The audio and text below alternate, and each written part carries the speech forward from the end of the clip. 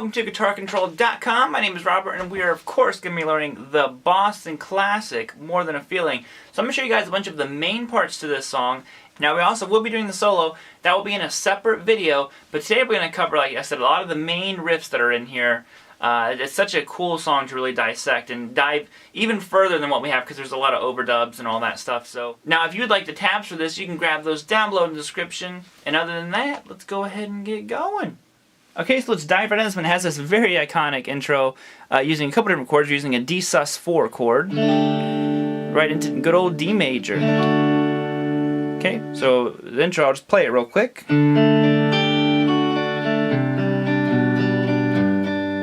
Okay, so that's basically what's happening now. If you know your D sus4 chord, it's the D major, but you add your pinky to the high E string 3rd fret. Okay, so you're going to be playing open 2, 3, 3. So string on the D string, so it's D, G, B, E. Then you pick up your pinky, and now you should have your middle finger where it would normally be for D major, and that's just going to play 2nd fret. Okay, then you go back to the B, and back to the G. So, okay, then you're going to go. Now when you transition to this part, we're almost going to like a C add 9. It's similar to it. We're going to pick all of our fingers up other than your ring finger. It stays right there the whole time. And you take your middle finger and it goes 3rd fret on the A. Then open G. Then you go to the B. Now you take your pointer finger and go 2nd fret on the A. Remove your middle finger. Do the same thing. Okay. Now with your middle finger you go 3rd fret low E. And then you go back to the B. So that little section will go like this.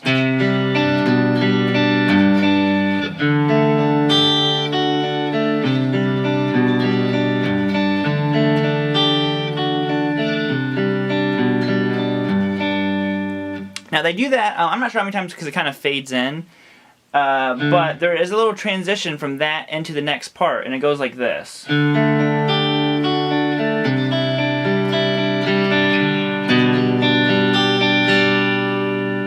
I never really see anybody teach that part.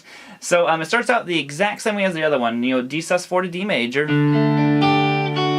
Here's where it changes. When you go to this part where you have 3rd fret on the A and 3rd fret on the B, it goes A string, open high E, 3rd fret on the B, open G.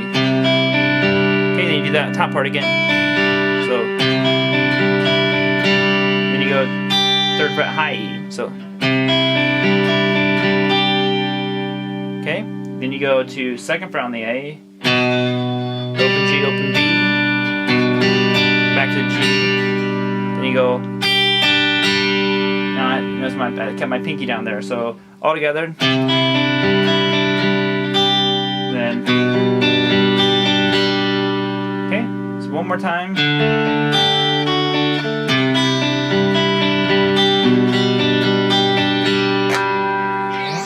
And then it goes into the solo.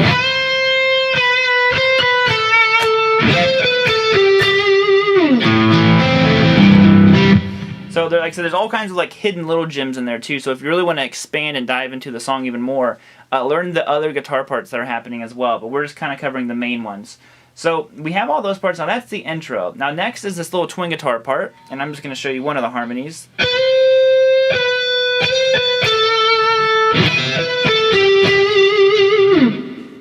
So there's this twin guitar part that we of course need to cover. Now this is playing 12th fret on the B and bending up to 13. Which is a little half step bend. You could slide, of course, into it if you want. I like the bend. It sounds like they're bending. Then you come back down and it's an unbent 12. Then you go to 10 on the B. So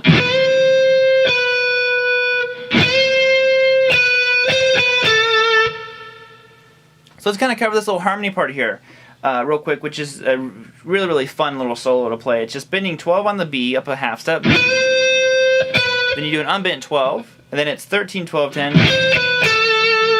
Then it goes 13, 12. Then it's like a little 10 hammer on 12, pull off 10. So. And you go to 12 on the G. And there's of course a harmony happening with that, but that's the overall vibe.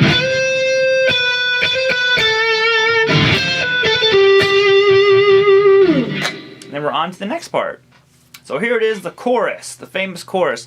Now when you listen to it, there's a lot of like scratching and stuff going on. So it goes,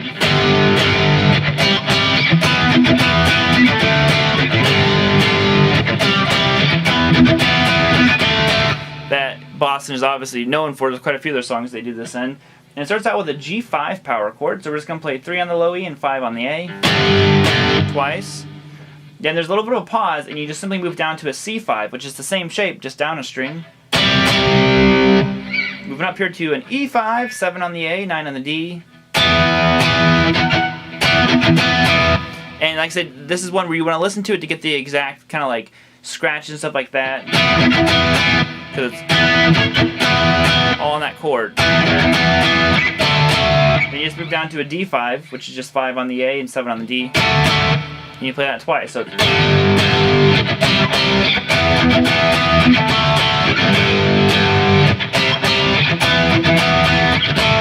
now on the 4th time, they start out with the G, go to the C9, or sorry, C5. Now they come up here and they go to this D sharp, which is 6th fret on the A and 8th fret on the D. And it's just such a cool transition. It just shows how smart they were about the way they were transitioning through this stuff. And the next part gets a little bit complicated with the chords that's happening. So we're going to do an E minor 7, which is open on the A, or open low E, 2nd fret A, 2nd fret on the D, open G, 3rd fret on the B, and open high E. E minor 7. Then you go to an A sus4, so you keep your ring finger where it is, and you just move your pointer and middle finger down a string, and you strum from the A string. Okay, so you have, when they sing, I see my Mary, I see my Mary. And that's A sus4 to A major twice. And all I'm doing is shifting ring finger, sliding it back to 2nd fret on the B. You go to a good old G major. Then you go 3rd fret low E. So it's 3rd fret low E, 2nd fret low E. Kind of like open D, G. Then you go to a D. Okay? And then there's that riff. And they're kind of just walking back down. Then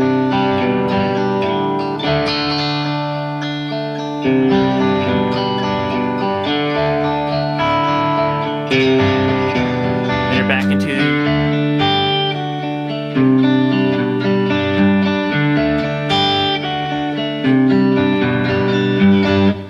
There's that part. Now the next riff that I want to cover is going to be going out of that 2nd chorus. So before the solo, there's this little break that changes. It's not the same. It starts out with that E minor 7 again.